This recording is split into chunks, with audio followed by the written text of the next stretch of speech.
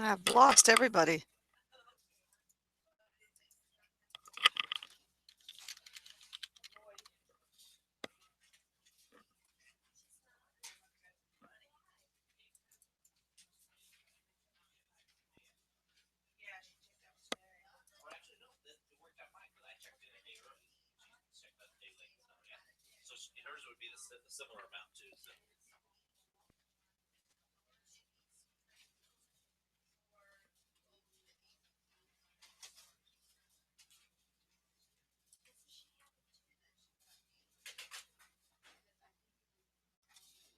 Oh, the email's not coming through.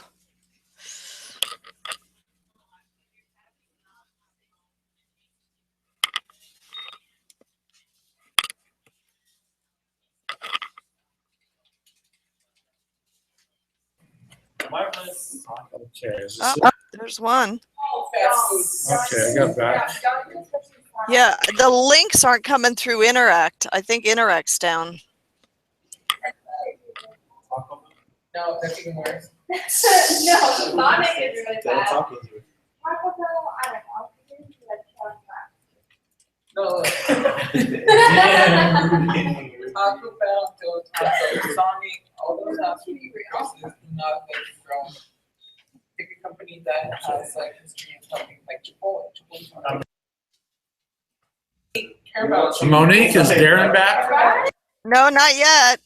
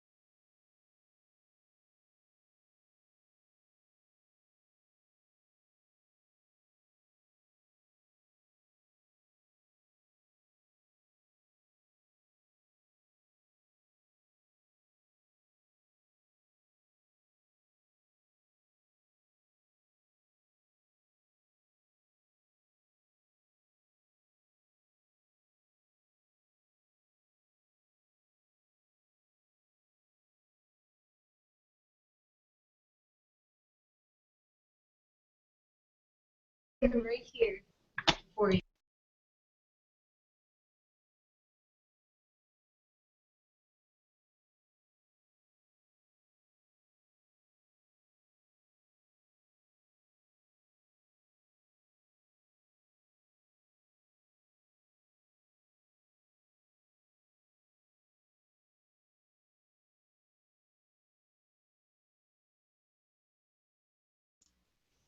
Okay, people are starting to get there. Still no Fletch. Make sure he's not trying to text me. Hello, Monique. We are going to be here for probably another, 10, 13 minutes? And then we'll maybe join again tomorrow. Okay, yeah, we'll have Chet will be on tomorrow. He was traveling today, so that's how we got Fletch today. Got it. Okay, cool. So that might be good. At least they get to meet the other half of. So I just Speak on basically I had my students come in during first and second, so we've gotten kind of both parts, which has been great. So. Oh, great. Well, I see he's on. Okay, Darren, your camera's not pointed at you, but we see you. Not? Oh, there you go. There you No. go. No, you're good. You're good. All right. Okay, so maybe if you could just jump right in. Her students there, Miss Cox's students are about to leave in about 10 minutes or so. Okay. Could you do a fast jog through the resources on the site? Sure. Yeah. Hang on a second. Let me pull that up.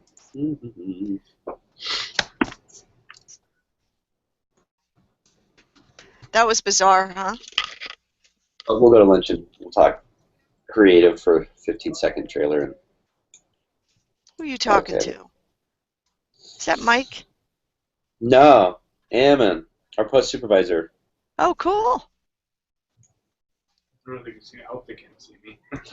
I'm intentionally hiding out of the frame. Yeah. Okay. Okay. We'll go to the school site. We won't play the game yet. Just school site. All right. So first of all, make sure your school is signed up so that your students can sign up underneath you, right? That would be the best thing. So if your school is not signed up, you need to register. If you're not signed up as a student, you should register. And when you register, you'll come up with this screen. Obviously, if you're a school, this is where you go. If you're a student, this is where you go. I'll showcase this as a student, because that's primarily our audience today. So you click on register, fill out the required information, and then there's a school code. There's a school code associated with each school, and it is case sensitive, so you'll have to get it exactly right from your teacher. When you're done, submit it, and then that will attach you to your school. And when your teacher logs in, they'll be able to see you, which is, and all the other students.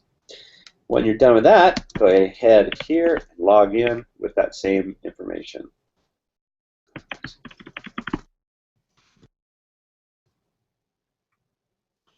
You have this little carousel, but you also have a way to navigate the site through this little drop-down menu, and you have all these tools along the top side. So we've really built this, excuse me, we've really built this to be a repository of as many great filmmaking tools as we could possibly imagine.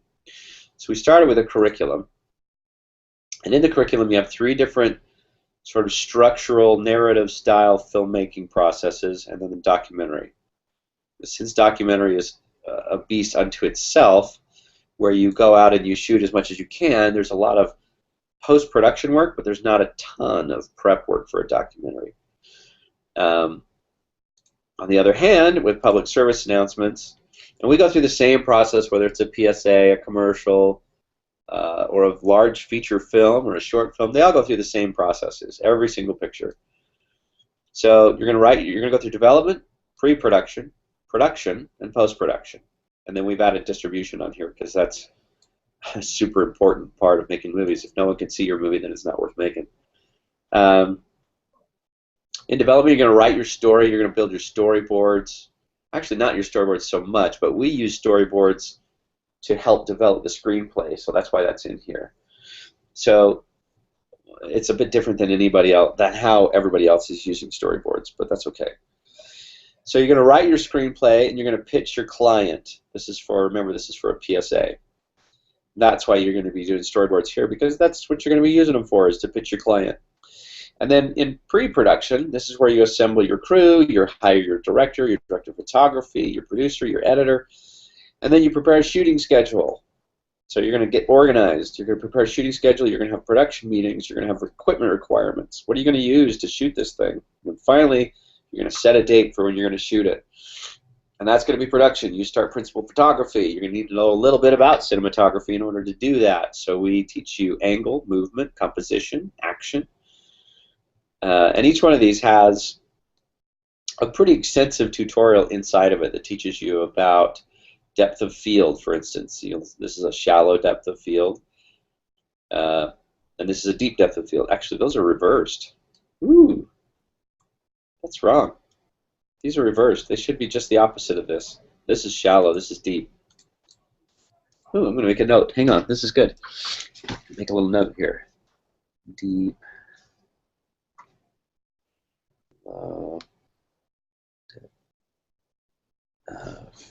Field. Okay. I'll fix that. So it just teaches you how to use cameras and action and composition and movement. It even shows you various kinds of movement and what they mean. This suggests aspiration, growth, freedom from weight, that sort of thing. Because, let's face it, visually, movies are a different form of communication. And a lot of people are communicating things to you through camera movement or composition or colors, angles, and even how the actors move in the scene. It's all saying something. And you just have to be paying attention to what it's saying. And if you don't understand what it's saying, you'd be surprised at how you could be indoctrinated into something that you didn't believe at first, but now, after watching the movie, oh, I totally believe it, and you buy it lock, stock, and barrel, and it's a bunch of hogwash. But you bought it because the filmmaker was so talented that they were talking to you, whispering in your ear, and you couldn't hear them, but you still understood what they were trying to say. Does that make sense? It's a weird way of saying that. Anyway, so post-production is obviously editing, cutting, adding music, sound effects, color, that sort of stuff. Then distribution is all about the type of marketing, what kind of movie poster, what size are movie posters typically, submitting your film to festivals, theaters, what festivals you should be entering, all that kind of stuff. We're in a great time of filmmaking right now, in my opinion. A lot of people don't like it, but those are mostly the people that are established filmmakers in Hollywood who don't understand. They've been doing it so long that they can't bend to new technology, and the new technology is, shoot, every one of you got a movie studio in the back of your pocket, right? You can go out and make a movie with your iPhone, and it's better than any kind of camera I ever had in my youth, and it's better than most cameras you can buy off the shelf, to be honest with you. It's a pretty amazing camera, and you can make a movie with just that. You need some editing software because the editing tools on an iPhone or an Android are terrible, but you can make a movie.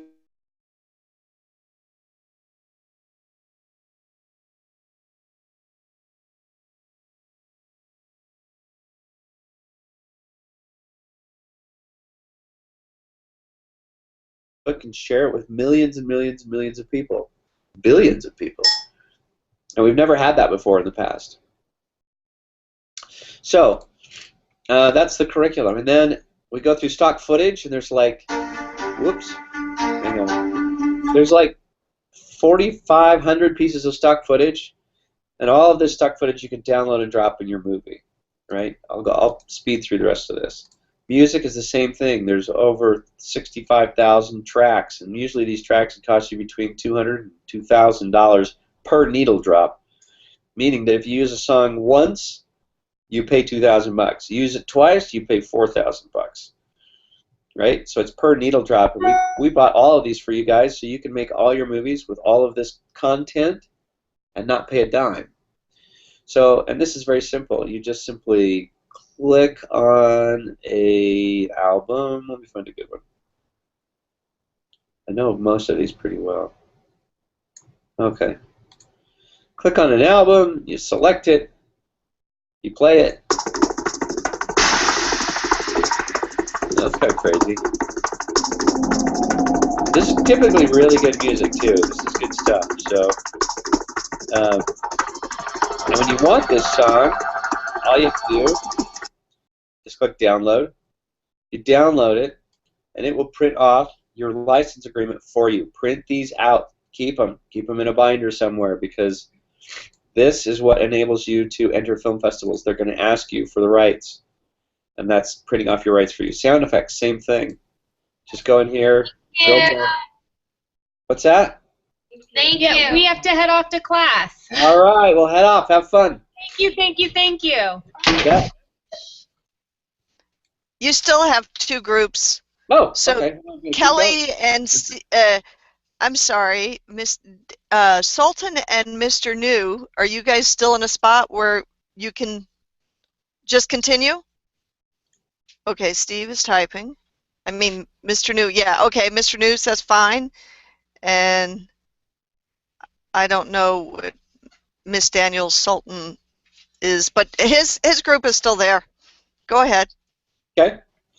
So you drill down through any of these items you're looking for. Let's say, I don't know. Let's just, so many of these.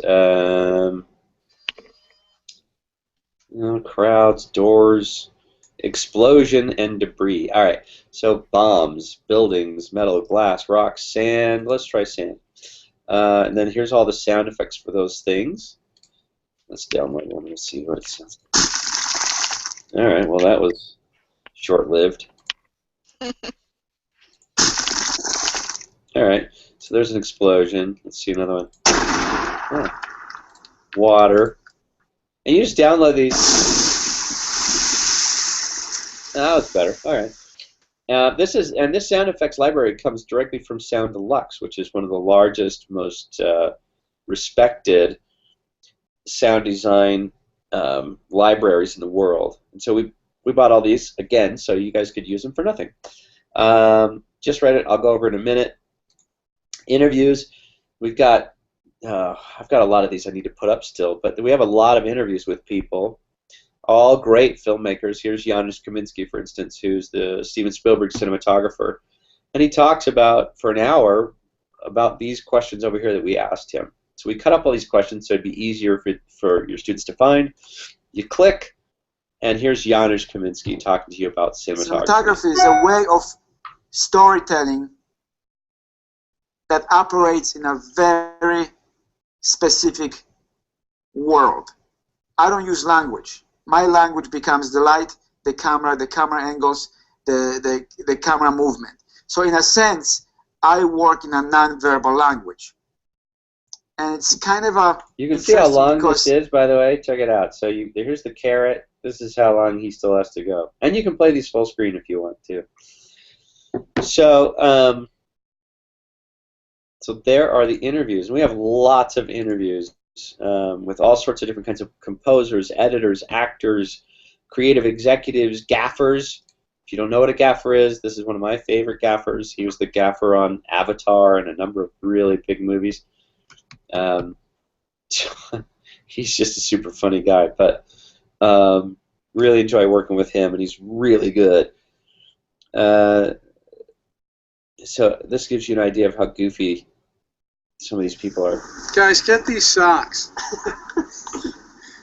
This is the kind of stuff. It's all in the legs, boys. It's boys and girls. It's all. Get a shot of these socks. Behind every successful gaffer is a pair of ankle-high champions. Oh, man. And it's all about the legs. The thinner, the better. The thinner, the better in lighting. That way, if you're standing in front of a light, you basically can't tell. Big, thick legs are bad. That's so stupid. All right, so there's some. Well, I guess he's not doing anything. What are they doing? Really great interviews there. All right, so let's see. Moving on down the line. Tutorials. So we have hundreds of tutorials, and they're so long. This would take you an entire school year just to sit and watch all of these every day. These are really great. Hey, I just got kicked out. Guys, I'm just gonna turn the camera so I can just listen to what he's saying. Log back in.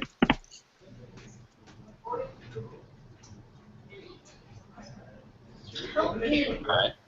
Did you just? Miss Stewart, could you mute your mic, please? Yes. Okay, Thank you. hold on. Can you hear me? Oh, whooops.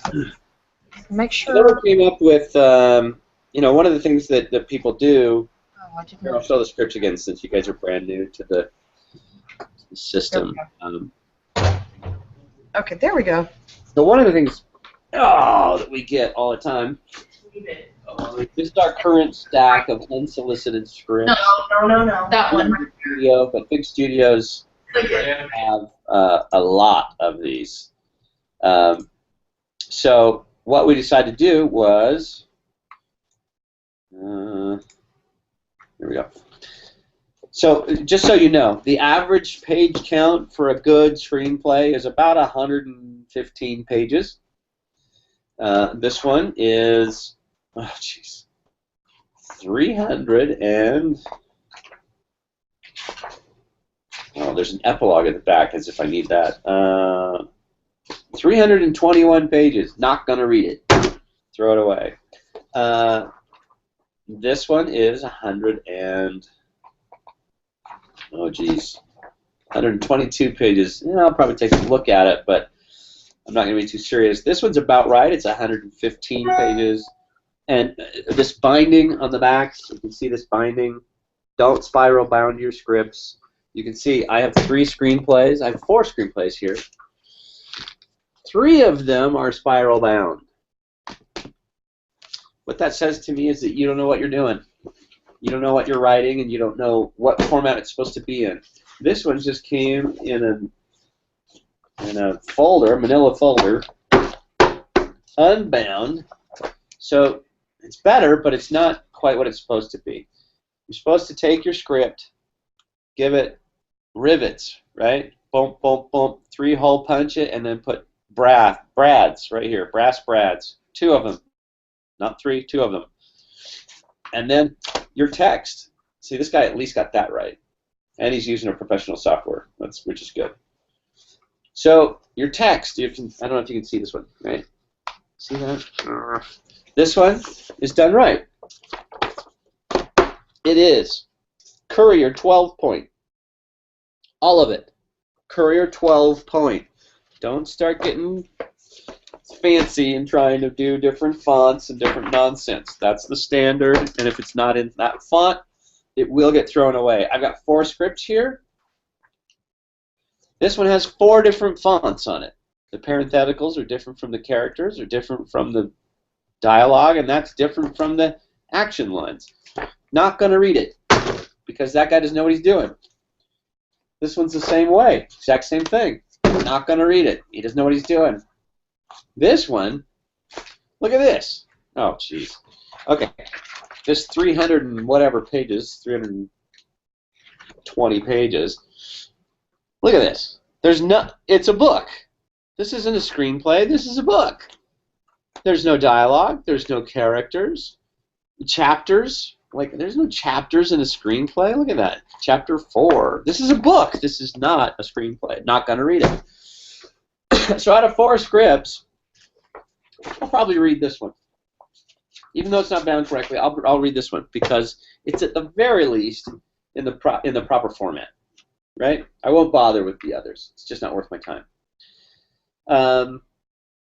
Next, let's go back to the software. So one of the things we created was a list of sort of friendly, educationally friendly screenplays. And these are all produced films. So here's X-Men, for instance. And you can download the actual shooting script and read it. And you can see how they wrote things, how they formatted things, how you do action. Why would you do 2 lines of action rather than 1 big paragraph of action? All that kind of stuff. You're going to be able to see and read how other people have done it. I really recommend you take a script, read a script, together as a class or individually, it doesn't matter, but read at least 1 script, writing one. Okay, after that, after you're done with the movie, come in here, upload it. You're gonna, if you made a romance movie, let's say you made an action adventure, put in the film's title, the plot summary, the movie file, so upload that, and then over here, all of your fellow students will be listed. And just select the ones that did the proper job. So here's my sound guy, here's my editor, and then submit it. After you submit it, it'll be posted in the theater where everybody can watch it and review it. see what else everybody else is doing out there, right? So that's this is the basic system. Now, if you don't have any screenwriting software, there's really great software out there. You could use Screenwriter. You could use Fade-In. Those are both good. What's the other? Final Draft is good if you want to spend the money. There's one that's free on the internet on a website, and I can't remember what it's called, but it was actually quite good. Any of them really work. Some people don't have access to any of those, so we provided our own, which is called Just Write It. And in Just Write It, it's very, very simple. It's not a complex writing tool, but it basically works like every other writing tool out there. It tracks your characters, it tracks your scene headings, what scenes are in your movie. It also will count your minutes on your film, which is kind of cool. So it'll tell you this one's 40 minutes long, or 41 seconds long. And most people don't know this, but on a screenplay, every page is calculated to 1 minute of screen time. So if you have a 120-page script, it's a 2-hour movie. Most scripts will come in at around 98 to 115 pages. So that is that tool, and that is the website as a whole. Right?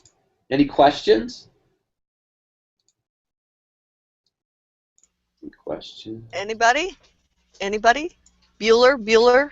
Anyone? Any questions? No? How about Okay. it? No? How do I? Oh, here's some questions. Darren, what's this? This is good. Okay, so here's some questions. Okay. So what's to stop someone from taking your work when you submit it online? That's a really good question. Okay. There's a couple of ways to stop this. Number one, there's so many different ways. Okay, so number one is probably register it with the Writers Guild of America. Oh, so you do have to Very like, simple. It's not expensive. You simply go in and you send a copy of the script to them, and I think it's like a $15 fee or something like that if you're not part of the Writers Guild. And they file it away, and they'll send you a little publication afterwards, a little piece of paper, a certificate saying that you did in fact submit it on this day, and this is what it is. The second way to do it is to certified mail yourself a copy of the script and don't open it. Stick it in a filing cabinet somewhere. It's just proof that it's out there. Like, this concept is out there, and you had it before anybody else, right? So it's proof of there's a date stamp on it, and it proves that you had control of a property that was very similar, blah blah blah, at this time of day. So you can do that. As on average, people are not going to steal your stuff. Don't worry about it. And the reason being is because there's so many lawsuits against those people who do steal it. So if there was a studio that stole your work, for instance, the average person cannot submit a script to any movie studio. You can send it. They'll send it right back to you with a letter that says they don't accept unsolicited material.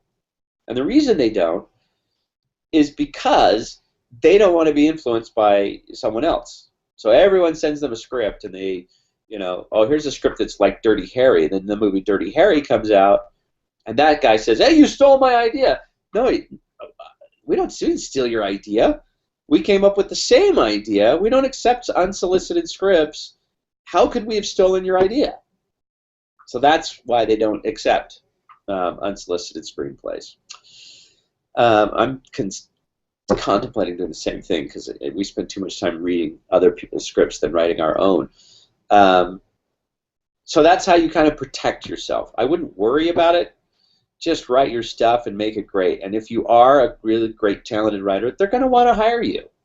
But why would they want to hire somebody else to steal your work? It doesn't make any sense. Why don't I hire the guy who actually made it great in the first place. It's his idea. Why not hire him? I mean, that's what they're going to do. So don't worry about people stealing your stuff, to be honest. What's up? Should we get back a burrito and we can just power on here? Yeah, but something smaller, dude. Yeah, that'll work. Perfect, thank you. Let's see, so Kelly, Fletch will be on again. Oh, this afternoon, chat will be on tomorrow. Okay. Any other questions? Did that answer your question, whoever asked that, Susan? I guess it did. I guess, it did. Yes, Any other questions from anybody? Any questions about the site? I have my file Let's with see, the Copyright Office online. But WJ is excellent as well. You can. Yeah, you can do a copyright. Send yourself a certified copy as well. Thanks. Yeah, those are all good ways of doing it. I mean, we don't even bother registering them anymore with the Writers Guild because, honestly, people just, the old adage of people stealing your ideas and stealing your scripts is gone. I don't even know when it went away. I don't even know. In 25 years, I've never. Nah, that's not true. I did have one idea stolen. But you know what? It's not fair to even say it was stolen because it was a historical film that I wrote. And TNT made a version of it about the same moment in history. The only problem was there were portions in my screenplay, actual lines of dialogue that were used in theirs. So, but I didn't sue or anything because I don't know. You get sort of blackballed if you end up suing people. No one wants to work with you, so I didn't bother doing it. Isn't registering it the only protection you have if you end up in court? Yeah, if you're really that worried about it. But let me tell you. So if I'm a studio, first of all, you don't get unsolicited scripts. But no one's going to send you a script anyway. So I don't know who's going to steal it on a studio level because they don't even look at it. If you have an agent, they can get it into the studio. If you have an agent, your agent's registering it for you. You're not having to do any of that. You know, the agency's going to do all that for you. So there's no worries there. So the odds on your stuff getting into a studio and stolen are almost zero. Like there's just no way for it to happen because they don't take unsolicited material. So it's the odds are so bad it's silly. It's really silly. And the only reason that they would steal it is such a great idea. And if it is such a great idea, trust me, the studio will be calling you saying, hey, hire this person because I don't know who he is, but he's got a great idea. And if he's got one great idea, he's likely to have two. And so they're going to want to hire you anyway. They're not just going to want to rewrite your great idea. That would be silly. Especially if you're a starting writer. If you're just getting started, I could own that script for probably $50,000. Well, if I wanted to hire Ted Elliott and Terry Rossio, that same script is going to cost me about $1.5 million. So, what's the point? You know. So I don't even bother. We literally don't even bother registering anymore. But we produce all our own stuff too, so it's not quite. You know, it's not quite the same thing. If you produce your own film, then who's going to steal it? You. You'll be done with it before anybody can steal it, and then you made it before they did. So, and besides that, once you get into a legal battle with a studio, odds are they've got a lot more legal power, legal muscle, if you will, than you do, and they'll just ride you out until you can't afford to fight it anymore, and you give up. That's what they'll do. They're not going to just, oh, okay, you win in court. So it's such a bad, and then you get a bad name, you get a bad rap, no one wants to work with you because, hey, he sued Warner Brothers. Oh, well, hang on a second. Wait, is this guy Sue happy? I'm not sure I want to work with him. So you start getting a bad name. And it is largely about your name in this business. Anyway, so there's lots of ideas. Personally, if I was a writer and that's all I did, I didn't produce my own work, I would register it with the Writers Guild. That's what I would do. That's the simplest way. That's a really long answer for a really simple question. Any other questions? Oh, wait a minute. You have something down there.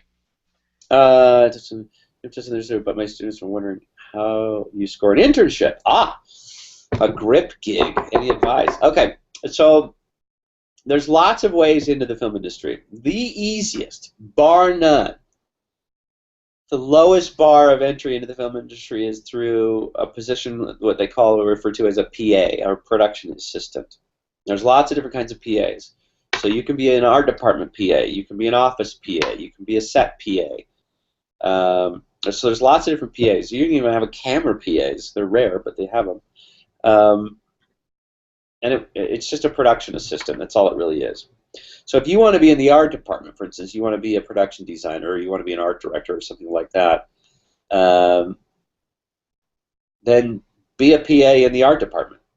If you want to be a producer or a production supervisor or someone that's involved with putting the project together, I'd recommend being a set PA or even an office PA, either one of those. Office PA is kind of boring if you ask me. You're going to do a lot of running around and a lot of filing paperwork and with the studios and stuff like that. But it does teach you the kinds of things you're going to need to know as a producer.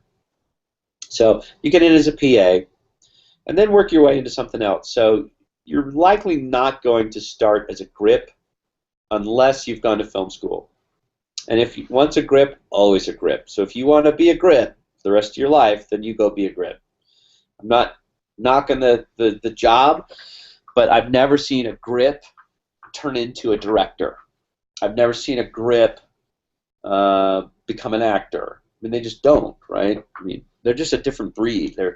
They typically love the wilderness and hiking and tying knots, and they're just a different breed. Great guys, very talented, but they're just different. So a grip is a different job. You guys all understand what a grip is? Maybe I should ask that question. Do you know the difference between key grip or a best boy or electrician or any of those? Maybe not. I don't know. I'll wait for questions. So get in as a PA and work your way around. You're probably going to have to work for free for your first picture or second picture, but once you get that first one down under your belt, you'll know some people, you'll make some phone calls, you'll work your way up, and it all kind of feels very intuitive as you get going. What about starting in the mailroom? This is, oh, maybe I should answer that, though. So here's how I would get my first PA job, okay? So every state has what's called a film commission, right? Nevada has one, LA has one, Utah has one, every state has theirs. Some are better than others, but on average, they do a pretty good job of cataloging what's being shot in that state at any given time. So if you want to get on a movie, you want to find out what's shooting in your state, you call the film commission, you ask them, and they'll tell you, they'll give you a whole rundown of the films or commercials or video, like music videos that are being shot in your state. Once you have that, they'll give you a production office number. Request the production office number. Call it that, because it'll make it sound like you know what you're talking about. Say, I'm just looking for the production office number, and they'll give you a number. You dial that number, and every single time they're always going to answer. It doesn't matter the state, doesn't matter the production. They're always going to answer the same thing. Production. When you call them, production. You say, hey, I'm looking to maybe like intern or be a PA. I can be an office PA, set PA. I don't care, whatever you need. I just need a PA, and they're going to say, well, we're all crewed up. That I promise you, that will be the answer always. And that's when you say, well, I'm willing to work for free on my first picture. Suddenly, they're going to be really interested. Oh, really? Well then, yeah, why don't you come on down? We can use another PA that doesn't cost us a thing. Right? That's how you get it. That's how you get that first PA job. Just don't do it on like a mini-series that's going to shoot for 6 months. Right? Go get it on a commercial. Go get it on a music video. Go get on a low-budget indie film that's only going to shoot for 20 days. Right? Just about anybody can work for free for 20 days. But after that, you'll know all sorts of people on the movie set. Get their numbers. Talk to them. Don't be quiet. Don't be shy. Go talk to them all. Get to know them all. As a PA, you're going to know everybody at the end of the show.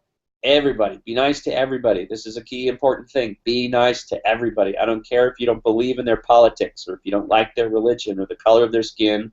I don't care. Be nice to everybody.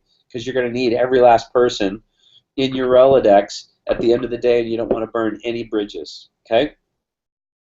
That's a big one. That's how you get started. And from there, it's just hard work, man. Just hard work. What about starting in the mailroom? Only studios have mailrooms. It is still very much a reality. I have a friend of mine who started in the mailroom. In fact, Stephen and Monique met him. His name is Brigham Taylor. Started at the mailroom in Disney. He worked there for a few years and worked his way up, and after 20 years, it wasn't after 20 years, it was about 15 years later, maybe 13 years later, he'd worked himself all the way up into the position at Disney Studios to become the VP executive of development, so over features. So he was the one who greenlit all the Pirates of the Caribbean films and things like that. And now he's finally decided he wants to be into physical production, not the studio. So he has a deal with Disney, a producing deal with Disney. And his first film comes out this month. It's called Jungle Book. So go see it. It's good. But that's how the mailroom is still very much a reality, but it's still a lot of hard work. And remember, Brigham went to film school. So when you get out of film school, it doesn't mean you suddenly graduate and you direct. You're a director now, right? Brigham spent a lot of time. He spent 15 years working his way from the mailroom to an assistant position to one of the executives, and then proving himself as that, and then getting in there as a junior exec, and then finally as an executive, and then finally vice president. So it's a long, hard road. And if you prove yourself and you keep doing a good job, you'll get there. You'll totally get there. Hey, I know you only have, I don't see any other questions. You only have another maybe 5 or 10 minutes left on this session, right? Sure. Maybe it's 10. So why don't you talk a little bit about your project, like the Abolitionists and the... Okay, so for the last 2.5 years, we've been traipsing all over the globe, 18 different countries and millions of miles. There's no real nice way to say this, but we've been filming a documentary wherein we go a clandestine, sort of undercover, infiltrating child sex slavery and human trafficking rings. And we go into these places and we rescue the children and we put the bad guys in prison. And so for the last 2.5 years we've been doing that. We've done 25 operations all over the world, and we've rescued 453, I think. There were 12 just yesterday. Children, and put over 139 people in prison, most of them for the rest of their lives. I can show you the trailer. Do you want to see the trailer? You guys want to see the trailer? No? Yeah? You can nod, Steve. I can see you. No? I can see Steve's arm. Yeah? Okay. There it is. There it is. And I don't have anybody else up. Well, okay, Steve said yes. Why not? So here's the trailer. It is a PG-13, so I think it's, it's appropriate for 13-year-olds. I didn't decide it. The MPAA, blame them, right? Okay, here we go.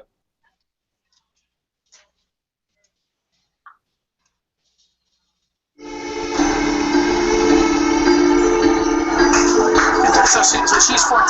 Yes. Here's the thing, does she do everything? If she wants more money, she better ask. And she's 14. You're the man. People travel all over the world to engage in sex with children. They're this age, and they're this age, being forced into sexual exploitation. There were girls, the youngest of which was 10 years old. She was actually 6 months pregnant. These babies are having babies. Even the ones that are saying, yeah, I'm 18, and I've got a 7-year-old and a 4-year-old. The demand side is what drives them. People want to buy that. If me and my team don't find these kids and go for these kids, no one is going to.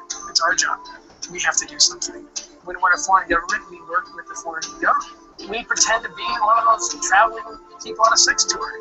We're going to go out to these bad guys. Anywhere they are, we're going to find it. We're going to root them out. We're going to pull these kids up. The typical thing is to do like the bad guys do. They sell kids. They sell kids for sex.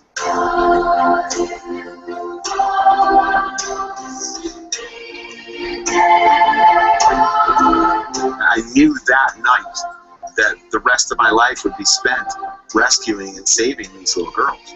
Our best weapon is our stealthiness and our ability to really just trick the bad guy.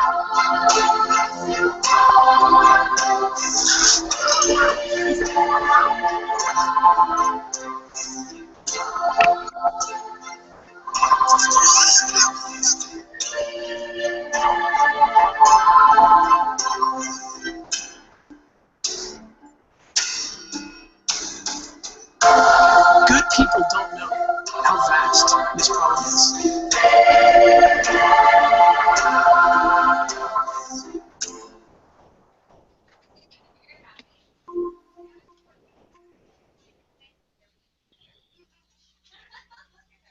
All right, so that comes out May 16th, all over the country. Go see it. It'll be enlightening, I'll tell you. Inspirational, but enlightening as well. I have a couple of questions. How do you make money on a documentary? Oh wait, you got a couple other here. Let's see. Is YouTube a good place to display your work? To get the work? Yes, it is actually. YouTube's a great place to display your work. Facebook is a great place. Any place you can put your stuff where you can hear what people are saying about it, and you can showcase it and share it with more people, and they can share it with more people. And if you can get something going viral, you can actually make money on YouTube. I don't remember what the statistics are. It's like for 1 million views, it's like $5,000 or something like that. I can't remember. There's a whole algorithm for making money on YouTube. But the trick is to get it out there, put it on YouTube, share it, show it to people. You know, we were never able to do that as a kid. You'd make 8mm videos or movies, and that was it. You showed it once, and you're the only one who owned the film. That was the end of it. So put it out there, share it, post it, push it, do whatever you can. If you're a blogger, blog about it, do everything. How do you make money on a documentary? So the documentary that we're making right now that we just finished, it's not as the market has changed. Netflix has really changed the market of documentaries. So Netflix is kind of the king of documentaries right now. I like Netflix. I love Netflix. In fact, I watch it every single night, or put on a different documentary and just kind of watch it. And I'm not a documentary filmmaker. I mean, this is the first one I've ever made. So, but I love watching them. And there's a lot of people that are now watching documentaries. They're finding that the average person loves, watching documentaries and learning about things. And so only since Netflix have people really noticed that. So that's really good. I love that. There's a group called Fathom. So I'll tell you how we're distributing this documentary, and then you'll understand money kind of doing documentaries. You can do them the old-fashioned way. You can try and sell them. A lot of people get grants to do documentaries. So they're living off of the grant, quite honestly, while they might make a documentary that will probably never see the light of day. That's standard. That's typical. Because we're trying to start a movement about human trafficking, we need everybody to see this. So our plan was much more along the lines of how do we get everybody to see this. So we went and got some P&A money, some prints and ad money, so that we can distribute the film. You usually use about as much as it costs to make to distribute in order to make your money back. So if you spent $3 million on a movie, you're going to need to spend $3 million on P&A to get your money back, if that makes sense. So that's typically how studios calculate it. Now, we actually used a lot more on P&A than what we spent on this, but the goal was to try and achieve maximum saturation with the least amount of money, right?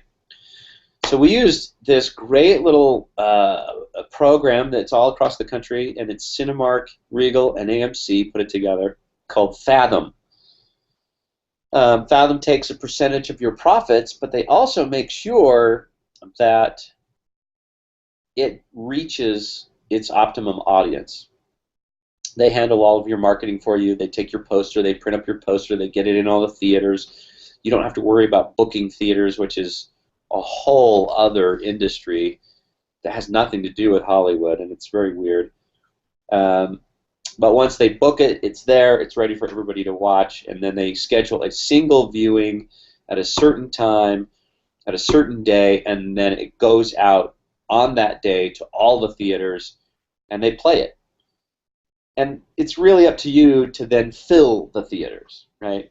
So they can put it in this theater, but that doesn't mean anybody's going to come. So then it's up to you to really market your theater. And now, marketing is a whole other thing. But we live in a generation where you can market on the internet and have far greater reach than commercial ever could on television, right? Or a billboard or whatever. So then you just need some key influencers to push it out to the world. And if they're pushing it, if you got the right pushing, you can get millions of people to the theater that night. I mean, we're expecting possibly up to, maybe we might surpass it, 1 million people who watch the film that one night, one screening, and then it rolls in. We're going to roll it into a theatrical release after that, because now the theaters will see the movie, audiences will want the movie, they'll request the movie, and then we're good to go. But for its opening night, it will be a Fathom event, right? It's actually pretty slick, to be honest with you. I didn't like them before, but I love them now. So that's how we're doing it. And then, so our movie, without even trying, is already releasing in over 600 theaters across the country. And we'll probably, honestly, we'll probably be closer to 4,000 or 5,000 theaters before we're done. Mostly because corporations are buying out entire theaters. And so we've got a lot of corporations that are just buying them out. Let's see, what other questions? Yes, Netflix Generation. What is the name again? Yeah, I think you answered that. Did I? Yeah, Fathom. You said that was the name of the. Oh, Fathom. Yeah. Yep. Yeah, and they're good. We really like them. We really like them, and they worked a great deal for us. They really bent over backwards for the cause and for what we're trying to do. So they were very, very good. Excellent. Well, if you guys don't have any more questions, we're going to let him take a break. And I originally was going to have you start back at noon, but how about you go to 12:30 and I'll just send an email out that we're going to start later. Okay, you want to start at 12:30 then, or? Or it's up to you. I just don't want to abuse you too badly. The guys went to lunch, so they're going to grab me some lunch before they come back, and then, but they'll be back in probably 30 minutes. Do you want to go till 1? Just give me 30 minutes. Do you mean you want to stay on until, like it's only 11? Oh yeah, you're an hour ahead of us, aren't you? I'm an hour ahead of you, yeah. Yeah. No, we can go ahead and stay on if you guys are your classes. What's the deal? Do you guys want to do another half hour and then he can break, or? I actually have a class coming in a half hour, and they're going to be here for an hour and a half at that point, 12 to 1:30. Okay, so yeah. That would be perfect, right? 1 o'clock for me. That's 12 o'clock for you, right? Yeah. Is that good for you then? So you take a half hour now? Sure. Works for me. Okay, and what I'll do is I'll send a new broadcast again, just like we did, and I'll email it. Okay. Because the other way it didn't seem to work correctly. Right. Okay. Hey, thanks a lot. Thanks, Perfect. guys. You bet. Thanks. Bye.